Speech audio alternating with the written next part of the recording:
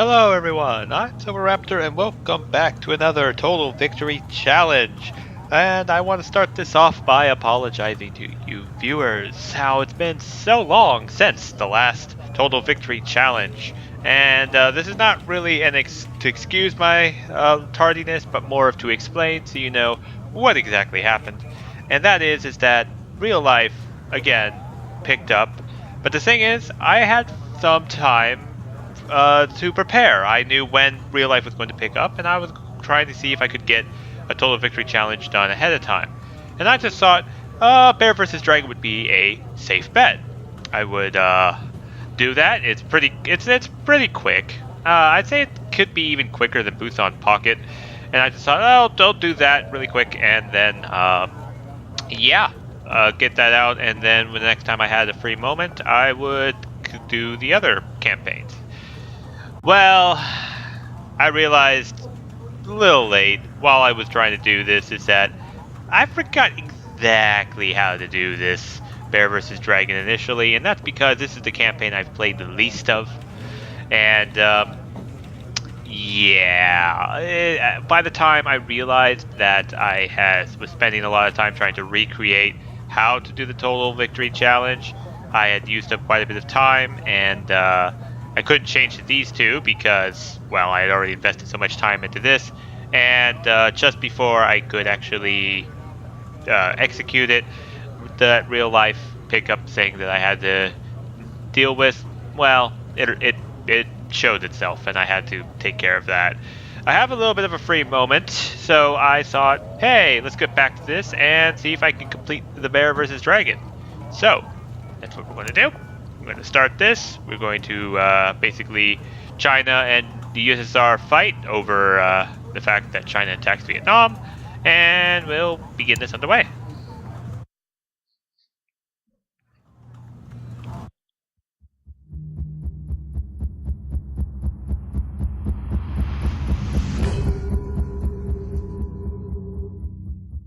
November 3rd, 1978. Vietnam and the USSR signed a mutual defense treaty aimed at containing China's influence. December 25th, 1978. 2 months later, with Soviet support, Vietnam launches a full-scale invasion of Cambodia, China's ally. January 1st, 1979. Deng Xiaoping meets Jimmy Carter, seeking American support against Vietnam.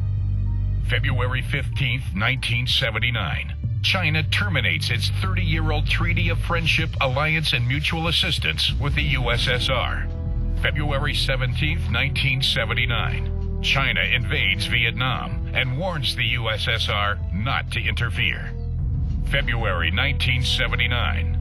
Nonetheless, the USSR sends warships and naval troops to Vietnamese waters and calls in mechanized troops to the Sino-Soviet border.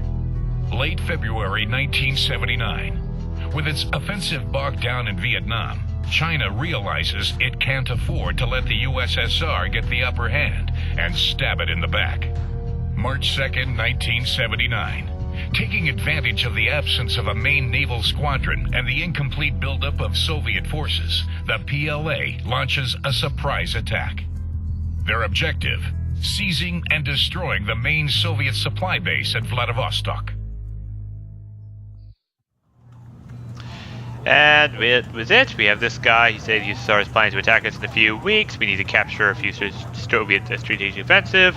We need to go in. We need to take Vladivostok and then complete east over there. Capture the airfields to allow aircraft. Major operation. We need to do tanks. Blah blah blah. So we're ignoring this airport. I'm just going to say this right off the bat because, well, I'm just going to show you the planes. We've got these J711s. They're pretty much not very good fighters. Q-51s, they've got cluster bombs. These might be decent, but the enemy actually shows up with a lot of anti-air here at Kalavarovo that we won't be able to make much use of these. And of course, the North Koreans, which are somehow in this fight, are not going to be much use. So, as usual with the other two, we're going to continue with this Total Victory Challenge as a historical context. And pretty much everything that you saw in there was true, except for the China attacking the USSR. Basically, yes, the USSR and Vietnam are just like, hey, China, it's growing influencingly. Let's not let them, and let's sign a mutual friendship thing. And then Vietnam invaded Cambodia. China decided to mass some troops and attack Vietnam. The Soviets did move a bunch of troops over onto the border with them in China. And that forced China to tie up a good portion of their armed services, so they couldn't go in full might against Vietnam. That tied them up, but the Soviet Union was never intending to attack China. They were just trying to tie it up and give support to Vietnam, weapons and all sorts of stuff, and just do posturing to look like they might do it, but they weren't. Vietnam, when they were invaded by China, initially the invasion went well. They pushed hard. They pushed hard into Vietnam, and then they started getting bogged down. And what's interesting is because Vietnam, just recently, like just a few years before China's invasion, just got done with its war with America. And these Vietnamese troops were very hardened. They were very experienced with hit-and-run tactics and hitting the enemy where they weren't expecting. And China's military wasn't really experienced since their reformation under the communist government. And they quickly bogged down. And what was interesting is that it was bogged down. The Vietnamese actual army, the official army of the Vietnamese government, never engaged China's army. And all that fighting that China did was actually border militia regiments on the northern side of Vietnam. And they started getting bogged down. And to top insult onto injury, Vietnam also invaded a few islands in response that belonged to China and took them over. So, yeah, that's the historical context about China attacking Vietnam. And basically, China realized they were getting bogged down and decided, hey, we decimated quite a bit. They announced that the road to Hanoi is open, and that should teach Vietnam a lesson. And they decided to pack it up and go home. And so both sides in that war claimed victory. China says, oh, look, we gave the North Vietnam a good thrashing and voluntarily left because we thought they were taught a lesson. And Vietnam just kind of looks at them and raises an eyebrow and said, we never attacked you with our main army because we were trying to defend Hanoi, which you never came. We're still at Cambodia. Yeah, that ally that they invaded, China's ally that Vietnam invaded, they're still in there when China left. And we took a few islands from you. We kind of claimed victory, and I kind of agree with them on that. But both sides claimed victory on this. It's similar to how both the British and America claimed that they won the War of 1812 between the two of them. It's just messy. So, yeah. That was all this difference is that China attacked the Soviet Union because they think the Soviet Union is really going to attack. Also, I think it's funny how China goes to America and say, hey, can you help us try to defeat Vietnam after they spent years helping Vietnam try to defeat America? That always makes me laugh. All right. Final interesting tidbit. I promise I will stop talking about history and actually get to this war simulation, is that we're supposed to control this in 18 turns, since each turn is technically a day that goes by. The war ends on March 18th. And you're like, well, why is that significant? Well, according to that last video, this is March 2nd. China has left Vietnam by March 18th. So this is going to go all the way to March 20th to show the real escalation in China's actual involvement into this war with the USSR. I mean, they did prepare for it. They moved I think 300,000, maybe even as much as 500,000 of their people, evacuated them from the villages bordering the USSR and strengthened their defenses. So this is quite serious in terms of escalation. But yeah, we will actually get this underway. So the thing is that this total victory challenge actually makes this campaign easier. You're probably raising an eyebrow and you're like, what? How is trying to go for the best possible victory all the time make that happen? Well, as the guy blabbered on in the front, is that basically the Soviet Union is still mobilizing. They don't have their full forces here. We're trying to do a blitzkrieg all the way to Kavalerovo. And I'm sorry if I butchered that. And the faster you get there, the less troops are mobilized. You gotta get that there, the less troops you have to fight, the faster you move through the Soviet Union. The slower you go, the more troops you have to fight. And not just more troops, the more better the equipment that you have to fight. And China doesn't get the best of equipment at this time. They're still in the process of modernizing their army. So the best you can do is, the faster you do this, the better you can accomplish what you need. So, we need to get this underway. So first things first, we are going to move this here. We are also going to move this naval attack squadron. And we've got muskets. And I still hate muskets. I hate them when I'm fighting them. And I hate them when I'm using them. Especially since this is a different scenario, because we only have 8 muskets. Remember how it was very, very effective those muskets were against my attack in the Pearl of the Orient? That was because there were so many muskets, their close-in weapon systems would be able to stop piecemeal missiles. You don't get enough of those to be able to do that. So they're not the great. So we're actually going to be sacrificing these muskets to the, basically the shipwreck god.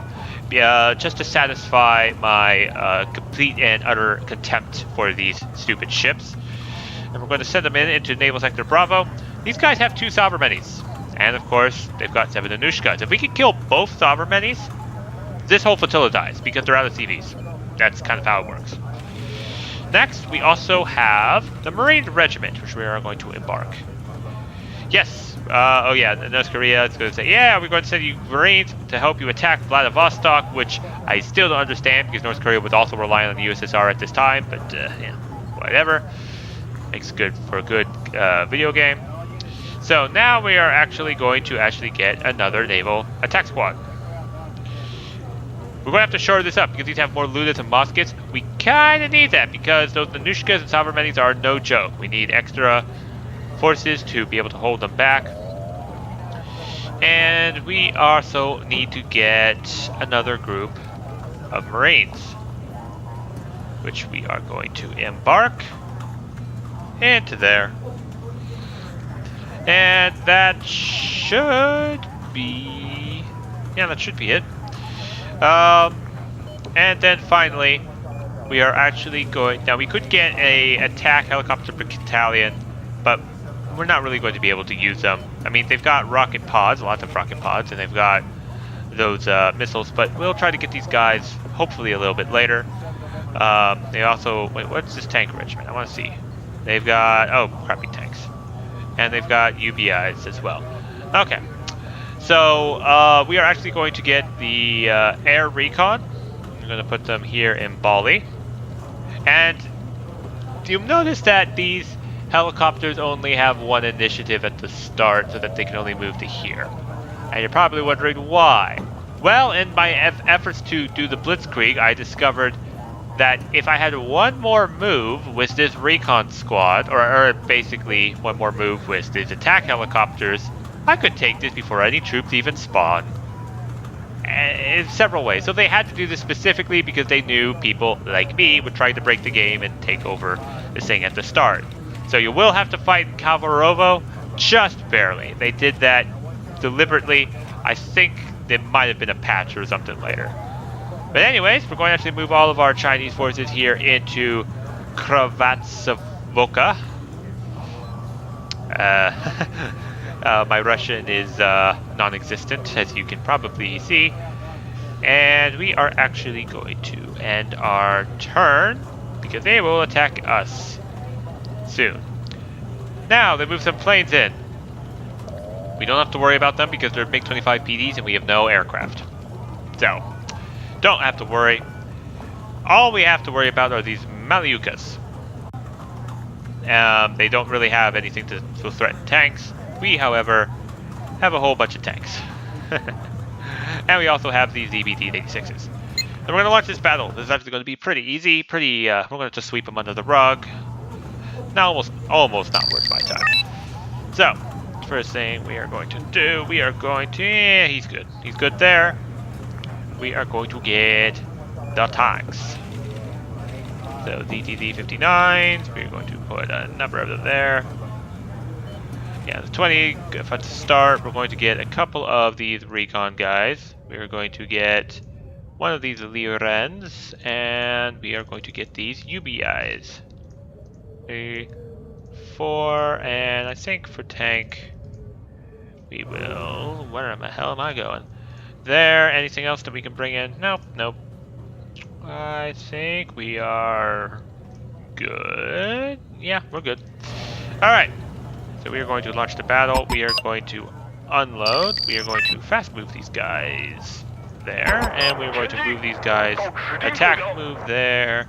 And attack move there. Alright, so the enemy is going to focus here on Vladivostok, where most of their forces are. But they are going to spawn a bunch of troops here in Delta. Now you are going to move up there and turn off your gun, because they've actually killed themselves by revealing themselves as well. And we're going to fast move you up to here, so that these DTZs, they can move fast there. And then we're going to be able to quickly attack move. As you can see, there's a bunch of stuff here, so we're going to attack move them across.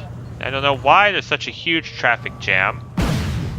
And with Malyukas, not going to be any help. DBDs are firing. I'm going to unload the troops here, because we might lose some. Here comes our cloud of missiles, better than theirs. Cause some of their missiles to fly off the rail.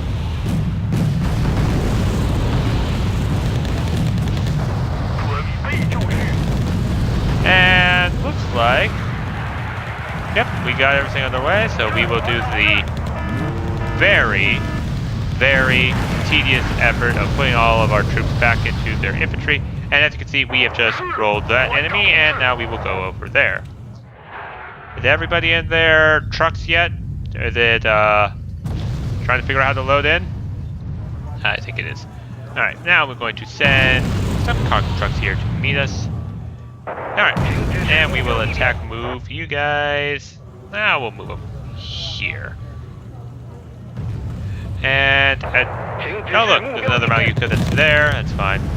Actually, you are going to fast move. I'm going to put you there, unload, and we will attack move there. And you know what? We will do the same for you. You will fast move there, unload, and then move here. So we just need to take them out. They're just going to funnel out of here, and we'll be able to take them out, no problem.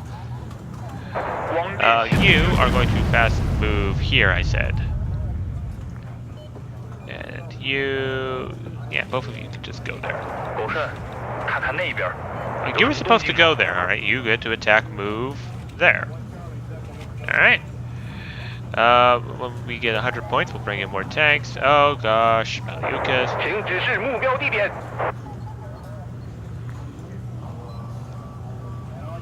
Alright, so we just need to see them.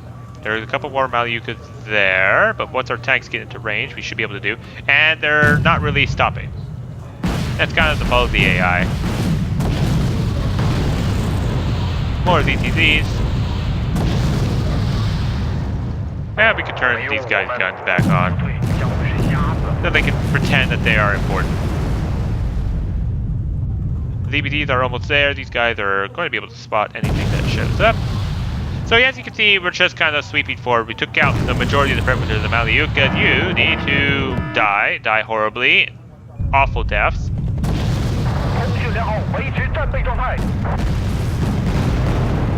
Let's unload these guys. Go there. UBIs are going to, basically they're militia. Now they'll be able to clean that up. Well, we just move that there. Oh, our cargo truck took a little bit of damage. That's not ideal. Don't need those guys selected. We're going to move them forward as our DBDs are going to fire their missiles needlessly at the UAZ. Alright.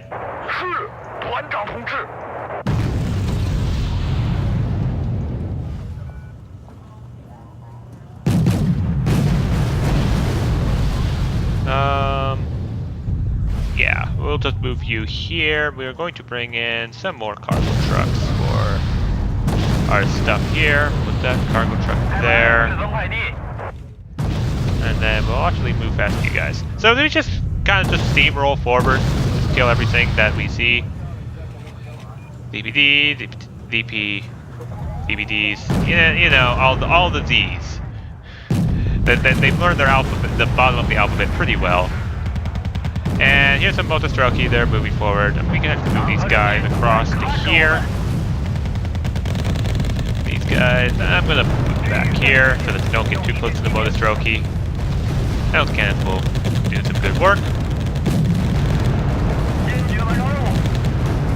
And we'll just move the UBIs forward. The Reds also get to fight with Motostroki. Those Motostroki just evaporating. Alright, you guys are out. We can move you back. Oh, the UAZs came back. That was a mistake.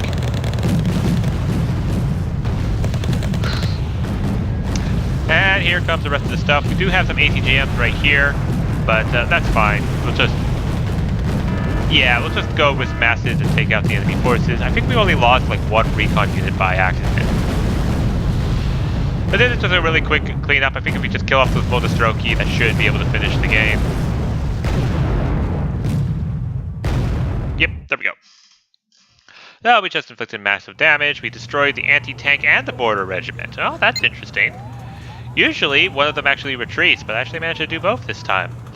Alright, so I think I will cut this right here for this episode. We will begin the next one starting with the sea and invasion of Vladivostok. So, I will catch you all in the next episode.